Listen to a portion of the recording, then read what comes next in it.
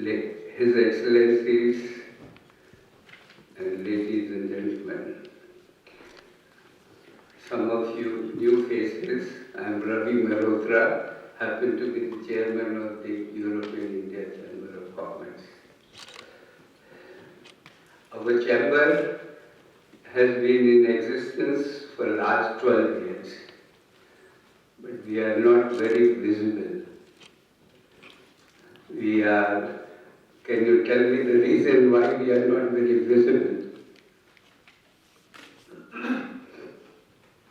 As you know, India is giant as far as vibrant democracy is concerned, or population is concerned, but it is very pygmy as far as economic activity is concerned. And this is the reason why the chamber has not become very vibrant.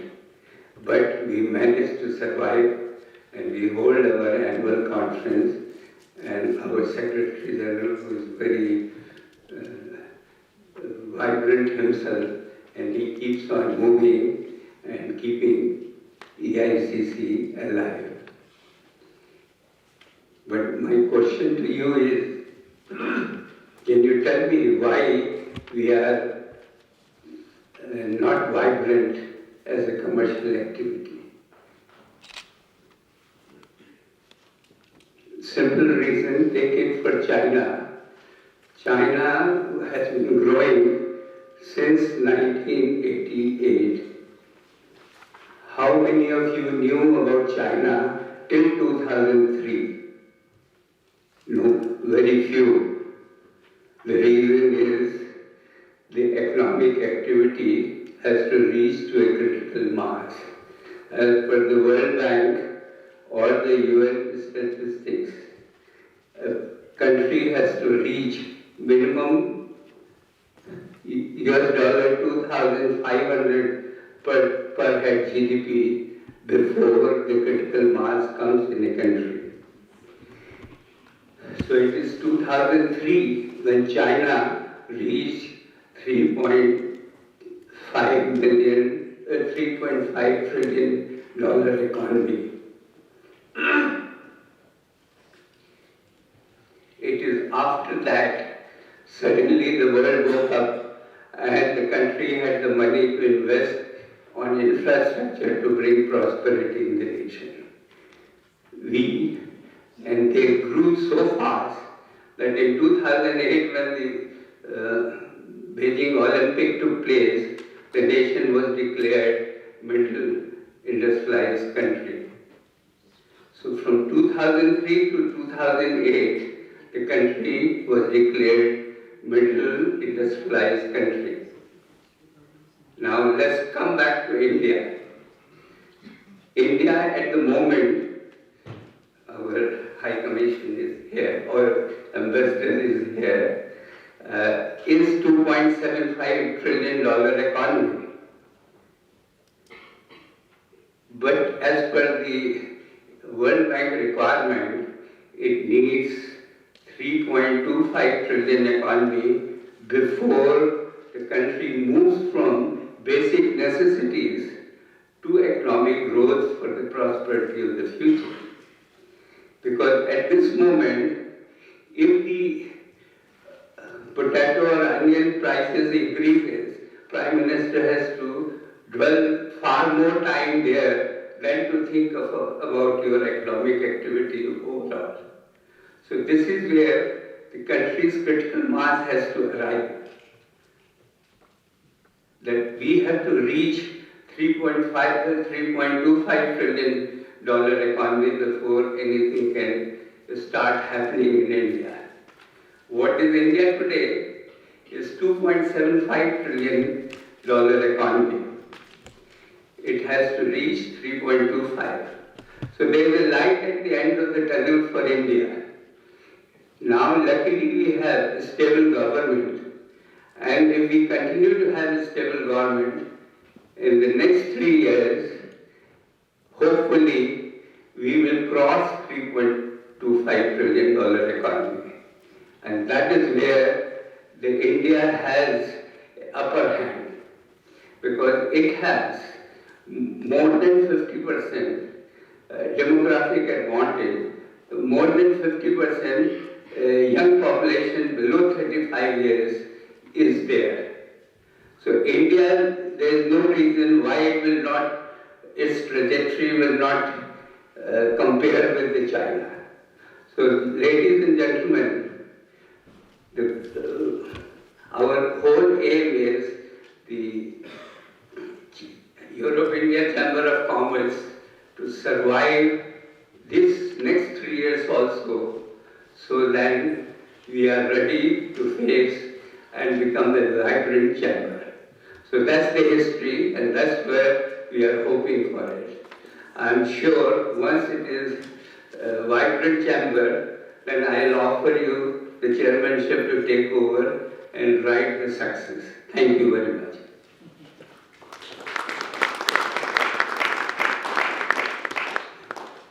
Now, I will request His Excellency, Her Excellency, Mrs.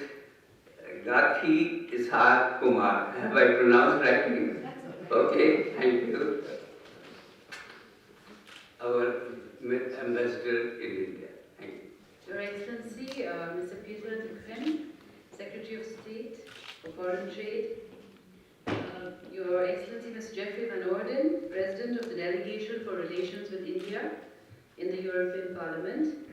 Distinguished ladies and gentlemen, I thank Mr. Mehrotra for his words. There are some points on which I might add or maybe adjust a little bit some of the observations. But I thank the Europe-India Chambers of Commerce for hosting this 5th TIPS with the theme Seeking a Transformative Moment in a New World Order. I'm sorry to see that there are just a handful of participants, but so I'll shorten my observations a little bit because I don't want to take too much of time. But on the theme, I'd like to say that this is indeed already a pivotal moment in India-EU relations. India has been one of EU's 10 strategic partners since 2004. And we have, since our Prime Minister assumed office in 2014, with an eye on the 4 pillars of our relationship, that is multilateralism, our shared desire for enhanced economic cooperation, sustainable development, and enhancing of our mutual understanding. He has put in a lot of his personal effort and personal time into the enhancement of the relations of India with the EU. Since 2014 alone, he's traveled to the EU about 12 times, at least 12 times. In this year alone, he made state visits to 5 European countries, and in India he received at least 11 visiting prime ministers, presidents, royal guests, including their majesties, the King and Queen of the Belgians, and also many foreign ministers from Europe.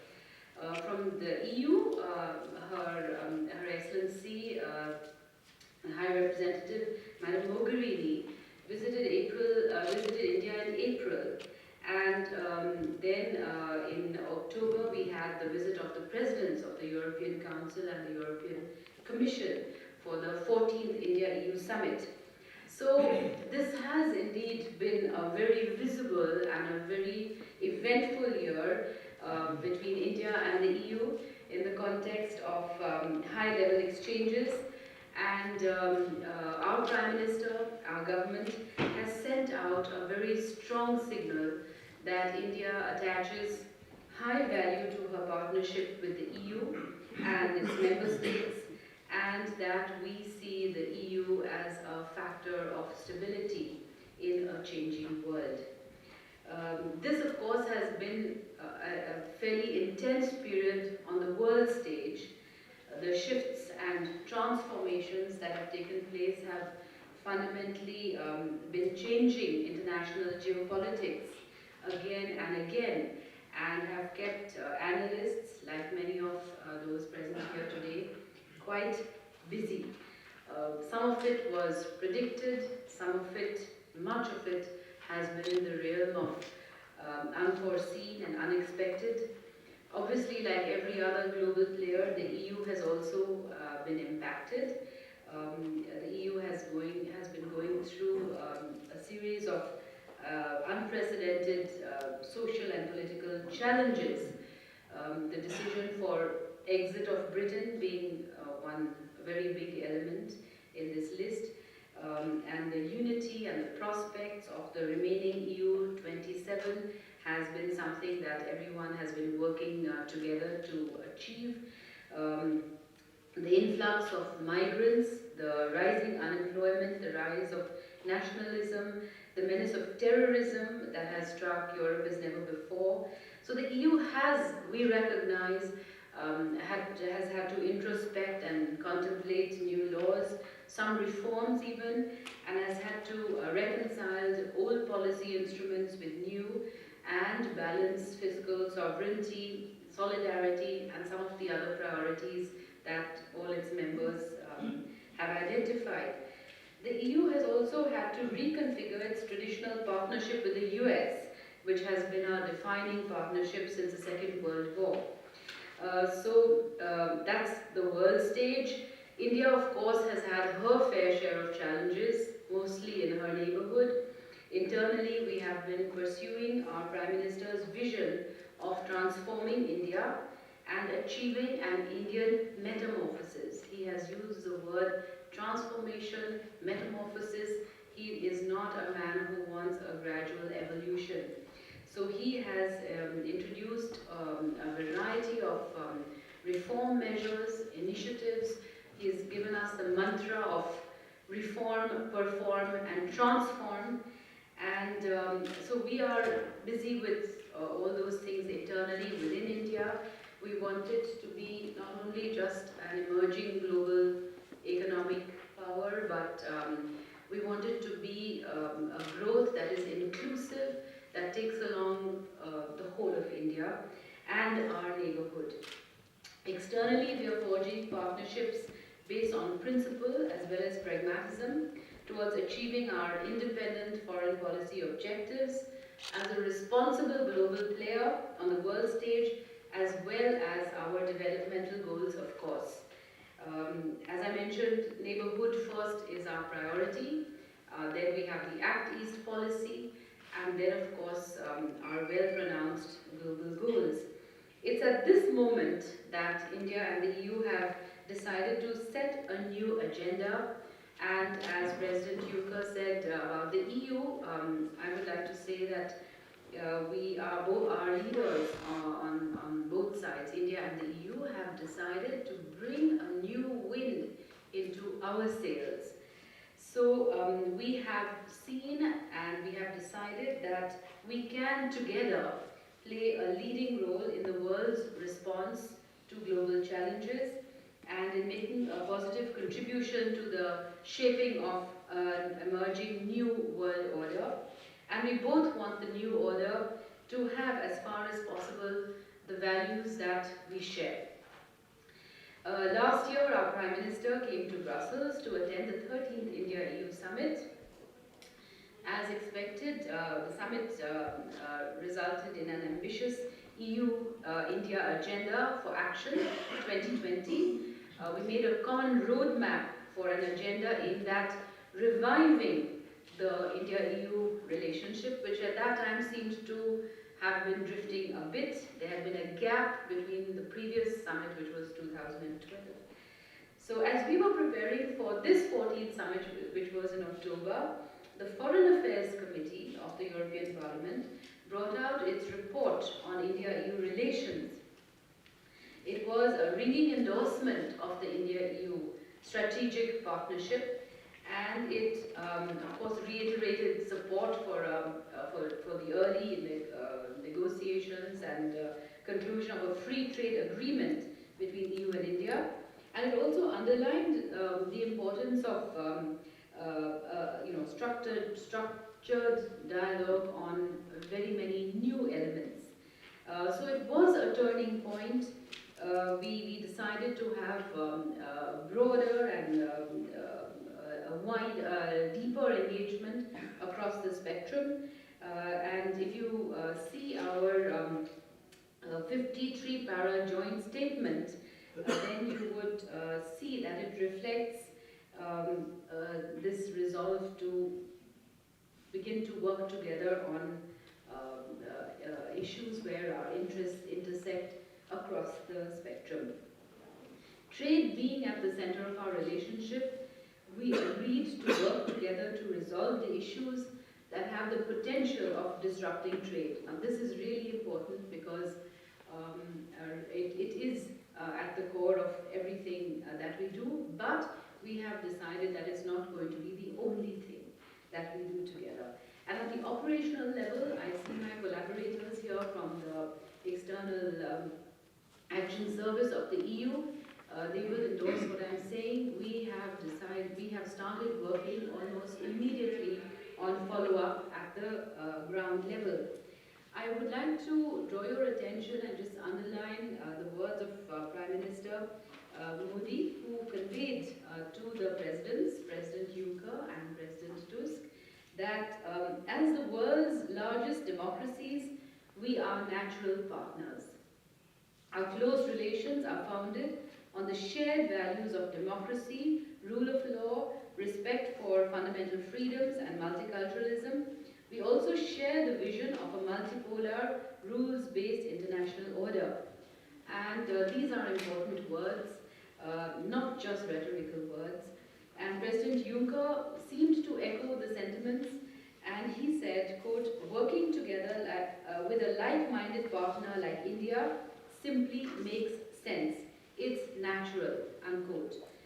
With regard to the elephant in the room, the bilateral trade and investment agreement, we are presently working on it.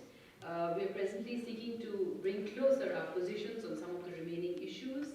I know that that's going to be discussed in the sessions during today's summit, and but I assure you that that is really, we are committed to achieving progress on that, step by step. In the meanwhile, of course, our trade relations have grown substantially. The EU remains India's largest trading partner, about 80 billion euros in 2016. As I said, trade is very, very important. Remember, it was trade that first brought the Europeans to India.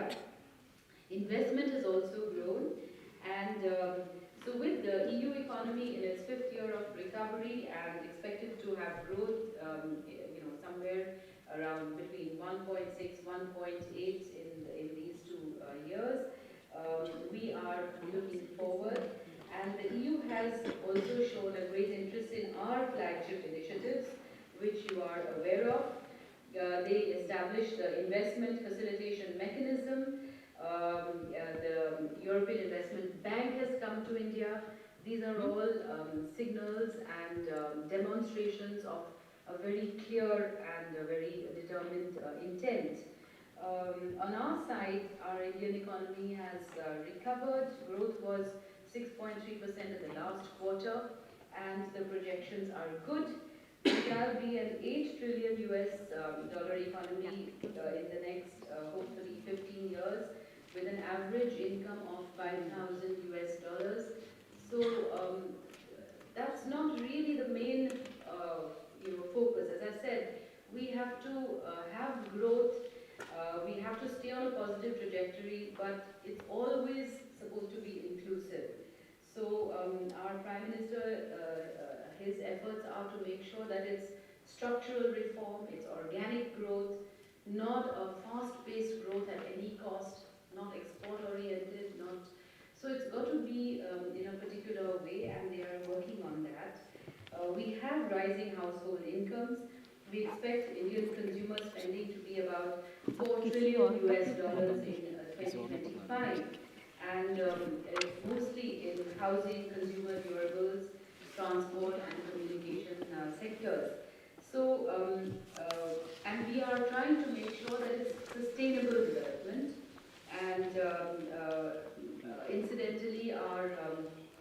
our intended nationally determined contributions announced at COP21 agreement in Paris are amongst the most ambitious by a developing country. We're going to be having a revised industrial policy, and we want to attract a foreign direct investment at the rate of $100 billion US annually. We've also drafted a data protection bill to frame laws that will oversee storage and legal use of data. And these two, I'm aware, will be discussed in greater detail in the breakout sessions. But what I wanted to emphasize is that there is a very clear logic for EU and India to consider this an opportune moment, a transformative moment, and our excellent cooperation gives us much to look forward to. In the present global scenario, multicultural, pluralistic, democratic European Union, wedded to the philosophy and politics of liberalism, is actually a mirror of India's own diversity. And in many ways, we are also a union of many diverse states. So we both see ourselves profiting from this transforming relationship. India will remain committed to her partnership with the EU, and as I said, we value the EU as our strategic partner, all the more in today's multipolar world. We definitely have a stake in the continued strength and success of the European Union project. And with these words, I thank the EICC and offer my best wishes for the success of the summit. Thank you, ladies and gentlemen. Thank you very much, Her Excellency, Mrs. Gaitri Issar Kumar. Sorry, I was not wearing my specs at that time. My apologies. She has given you an excellent summary of really India, where it is and where is the aim. One very important point she raised, that India doesn't want to just grow economically. It wants inclusive growth. Am I right? That's right. And that's the inclusive growth is the well-being of the human beings in the country, which is very important. Why I raise this issue? Because my own group is working in China also since 1994. So I knew what China was doing, but world did not know till 2003, when it moved straight away 12 or 13% GDP growth. But it was not inclusive. That's the difference. The growth of China was not inclusive. Afterwards, they realized and they are correcting themselves slowly. Whereas India is trying to grow inclusively. So thank you very much for bringing this forward for the EICC. Thank you very much. Now, next, I would like to invite my friend, Mr. Geoffrey. He is the chairman emeritus of EICC. I took over from him. He is the big boss. Mr. Geoffrey von Orden, please come. Ladies and gentlemen, Excellency, we seem to spend a lot of time together one way or another at the moment, and congratulations all of you that managed to find your way here this morning. We certainly had a bit of difficulty. Well, can I thank Ravi Mehrotra and his indomitable Secretary General Sunil Prasad for once more organising this great conference, and I add my welcome to Her Excellency Mrs. Gaitri Kumar. I keep calling her the new ambassador from India to the European Union, but of course she's been here quite a while now, so I have to drop the new bit, I think. But we've worked a lot together since she joined the Indian mission in the summer. And indeed she has described a lot of the important developments that have taken place in recent months, not least the EU-India summit, which was just 2 months ago. And and she's mentioned also, of course, and I should emphasize the joint statements that were made on climate change and energy, smart and sustainable urbanization, and indeed other things such as counterterrorism. The European Union also welcomed Prime Minister Modi's flagship initiatives such as Digital India, Skill India, and Smart Up India. The European Union has also said that it would welcome designating basmati rice as with its geographical indication, and I think that would be, giving it GI status would be another important sign of the way in which we want to work so closely together with India. They reaffirmed also their commitment to maritime security, not least in the Indian Ocean, and I have to say how much we welcome the release of those British and Estonian seamen that had been in prison in India for a number of years, and we're most grateful to the Indian legal system that they felt able now that they could release them, and I'm glad that those men are going to be home in time for Christmas. So I think that's a good ending that we've seen to that particular problem, and I hope the difficulties that led to that particular incident have been overcome now in some changes in the understanding on the sort of maritime security agenda. I have to say, and Ambassador, I've said this before, that it was disappointing that more progress at the summit wasn't made on the free trade agreement, the BTIA. This has been going on for a very long time. I'm the first to recognise how difficult these international negotiations are, even when we've got one member of the European Union negotiating with others.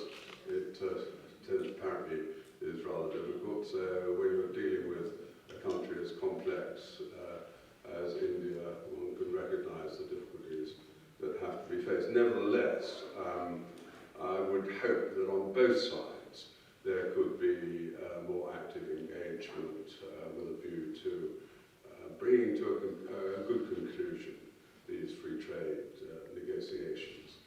And at the summit, of course, there was an agreement to agree about starting talking again, which was really not very much. So I think we just need a bit more of an impulse there. I have to say, India's never far from our minds in the European Parliament. Only yesterday evening we were together. We had an event hosted by my colleague and fellow member of my delegation, Eicc, hosted a discussion with Swapan Dasgupta. He's a member of the Rajaya Sabha, and Anubhav Ganguly, who is director of the Syama Prasad Mukherjee Foundation in India, and also well known to many of you, Shishir Bajoria, who is chairman of the Shillong Institute of Management. We had a very good discussion, I thought, last night, really about the transformative effect of Narendra Modi in just 3 years that he's been in power in India, and the way I think all the speakers felt that he'd sort of broken the mold, so to speak. There were comparisons being made with other events historically. One of them referred to 1979 in the United Kingdom when Margaret Thatcher broke that post-war consensus which had sort of pulled Britain down for so long until she got Britain moving again in 1979. And I think we're seeing the same effect with Modi in India, where he's actually reaching out beyond the Delhi elite, if you like, and appealing directly to the concerns of, if you like, ordinary people, and particularly, and this was mentioned, the status of women, and in particular women in rural areas, and how a lot of what he's doing is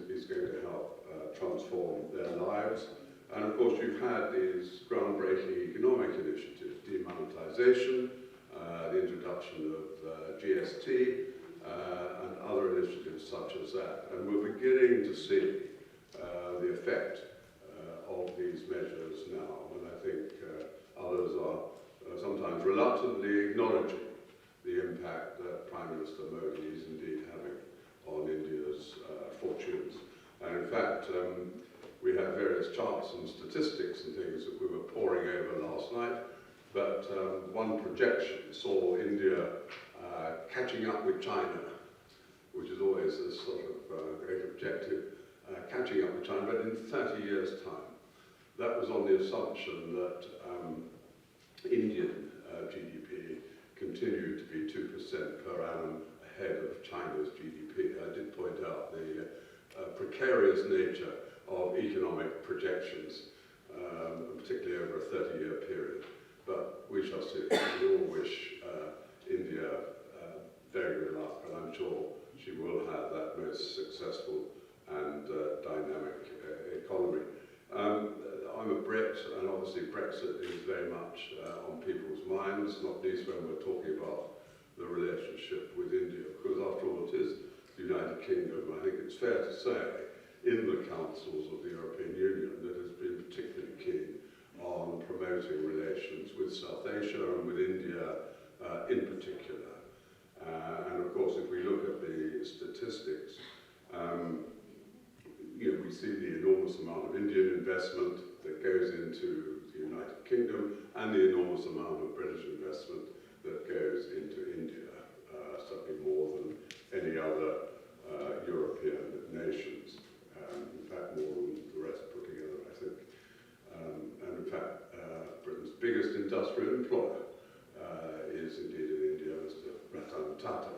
So the relationship between Britain and India is extraordinarily strong. I'm sure it will grow stronger in the future, but also Britain's influence on what's happened in the European Union has been most important as well. And I trust that when Britain leaves the European Union, which indeed we will do, on the 29th of March 2019, when I'll be out of a job, so that's one certainty in all these particular statistics.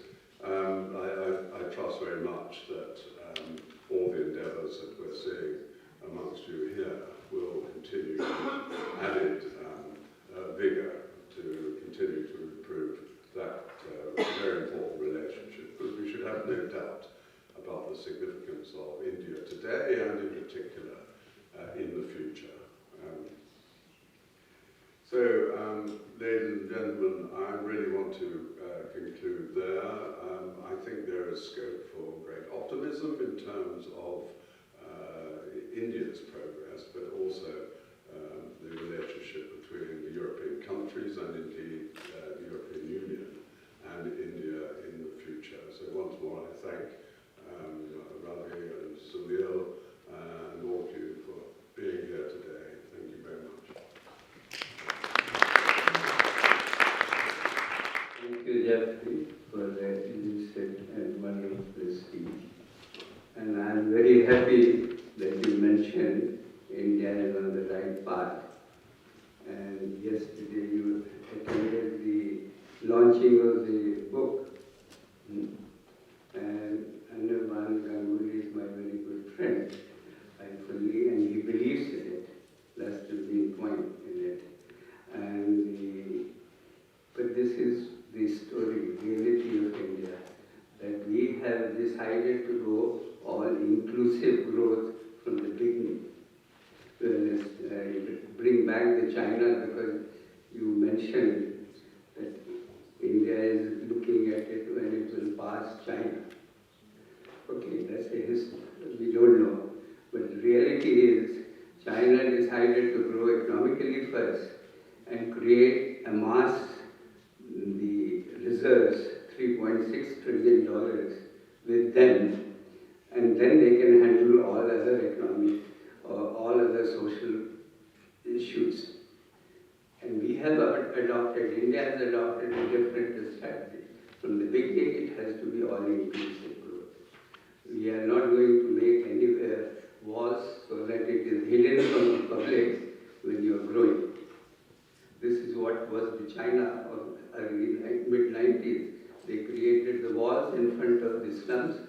so that people will not see, and it was all behind that. But this is the reality, and I'm happy that it's a all-inclusive growth. It may be slow, but it is solid. It will not have any effect. Thank you very much, Geoffrey. Now, I would like to invite His Excellency as our keynote speaker, Mr. Pieter Crem, Secretary for Foreign Trade of Government of Belgium, to give us his view of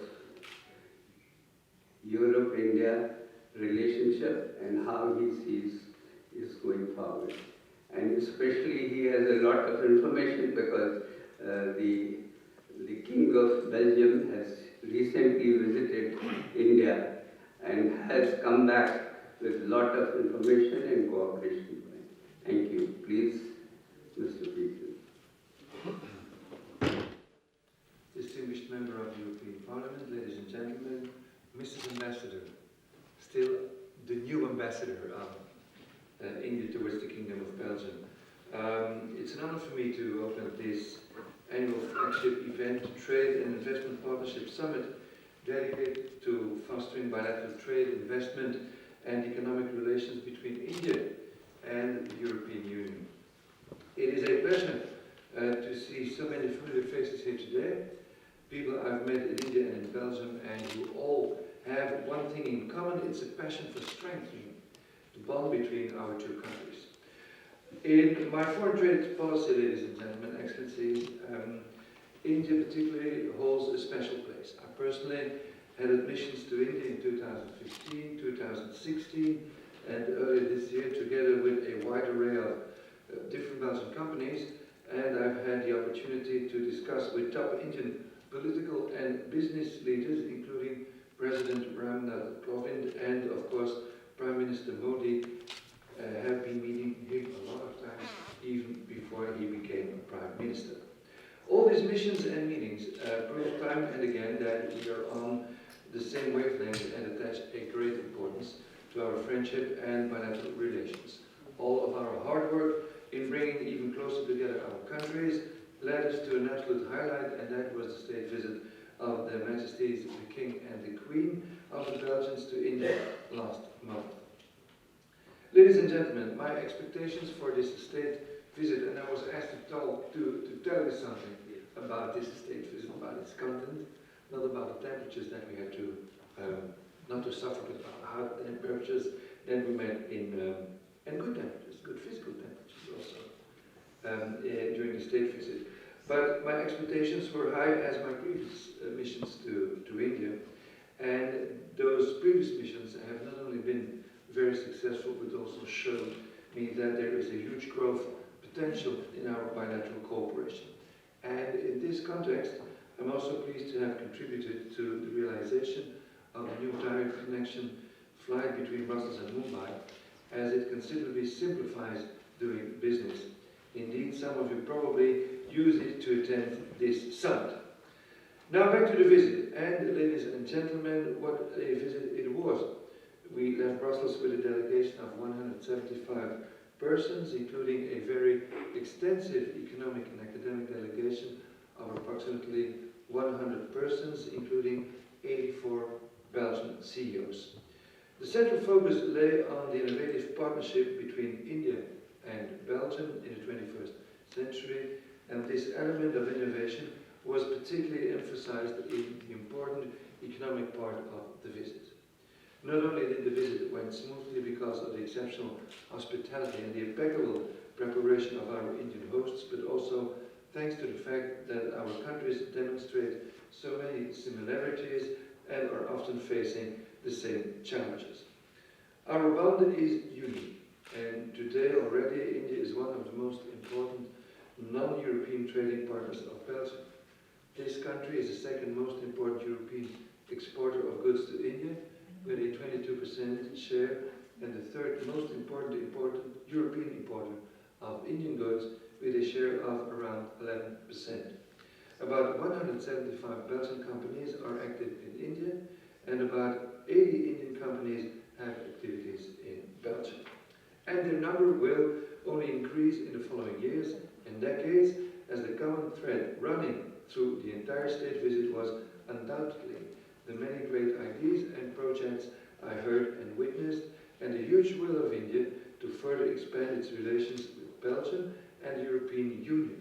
Both our countries want to push the boundaries of innovation in order to create new opportunities and prosperity for our peoples.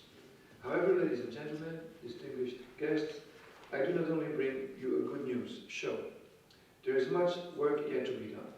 You all know that despite our strong economic bond, our trade today is still heavily dominated by diamond trading. So the most important economic objective of the state visit probably was to explore new opportunities and in this way to diversify our economic cooperation.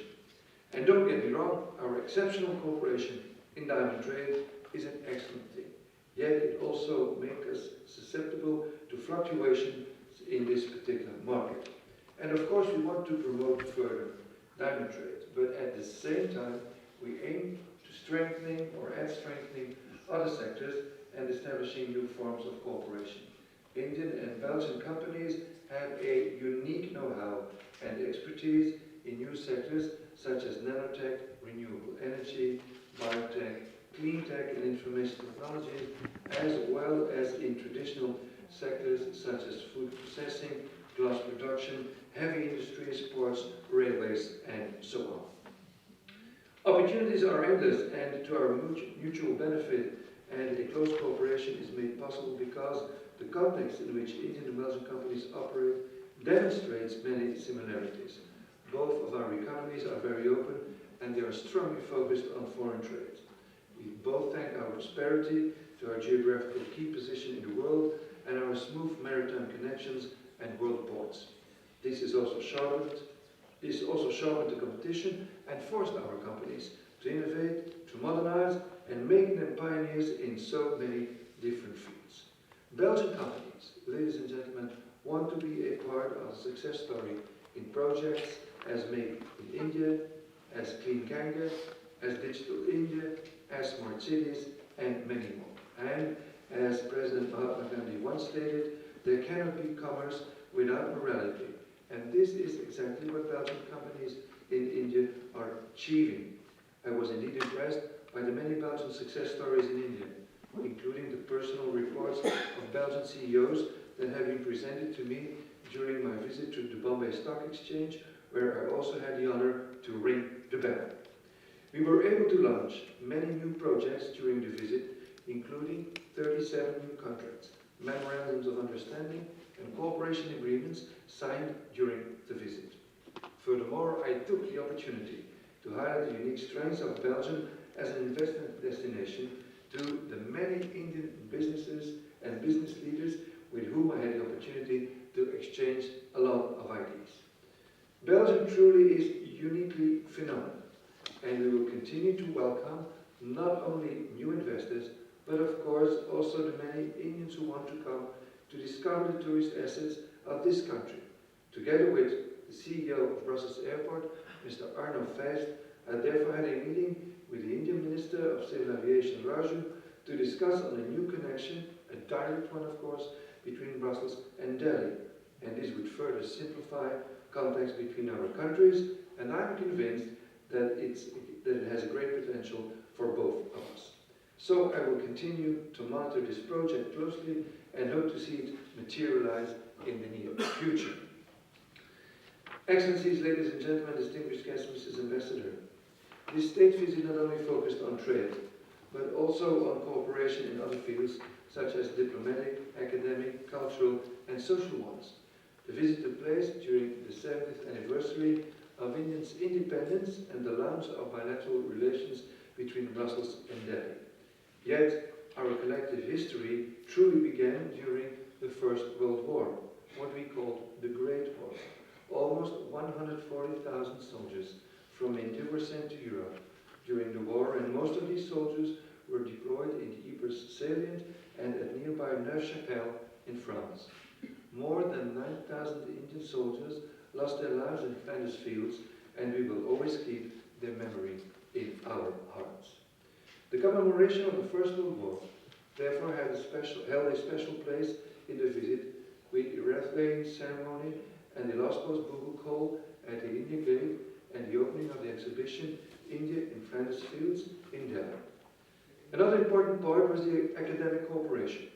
The rectors of all main Belgian universities took part in the visit, and they signed a series of cooperation agreements with Indian research and academic institutions that lay the foundations for future innovative collaborations.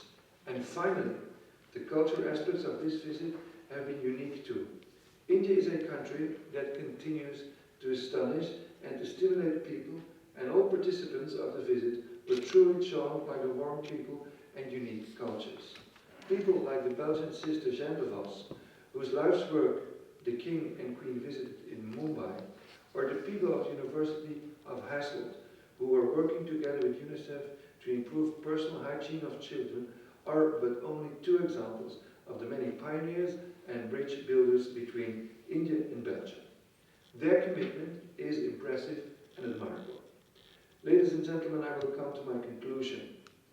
It is clear that I could go on for a while about the many achievements of this state visit. Yet the time has come to conclude these opening remarks and leaving the time to other initiatives during this important day. I would like to thank all of you for this opportunity. The state visit certainly was a highlight in our relationship, but not an end point. It must motivate us to further tighten our ties, and this summit is an excellent opportunity to realize this ambition. Let's take the bull by the horns, just as I did at the entrance of the Bombay Stock Exchange. Many thanks to the European Indian Chamber of Commerce for organizing this event, and of course to all of you for attending this summit and your important role in deepening, strengthening, and above all, diversifying our relations. I encourage you to get the most out of this event, and you can always count on me to support new ideas and projects and to search new ways to cooperate to our mutual benefit. Thank you very much for your attention. Thank you very much for a very nice presentation of Belgium's view on India by His Excellency, the Secretary of State for Foreign Trade. Thank you very much. But that reminds me of two issues. One is the diamonds. I know most of you will be knowing that India discovered the diamond in the world, the first country. If you see the olden pictures, all the king and queens used to wear the diamond, but unpolished. They were all unpolished, till they discovered the relationship with Belgium, who are known for crystallization of the glass. And that is how the cooperation is started. And today the world knows the cut diamond and DBS, which is every woman's dream there. Although recently I learned that by heat treatment you can make the diamond in the laboratory instead of mining it. I don't know how far it will go, but the reality is, thank you very much for reminding that. The second issue you reminded me about the Ganga project. It's very good. Belgium is taking part. And I will like to get associated because I have been given the responsibility to beautify and clean Ganga during the Kanpur city section. So that's my headache. I don't know. I don't know anything. I only know shipping and oil drilling. So I have to learn from you, your people in this Belgium, to get cracking on it. Thank you very much for telling this. Now, I would like to invite Mr.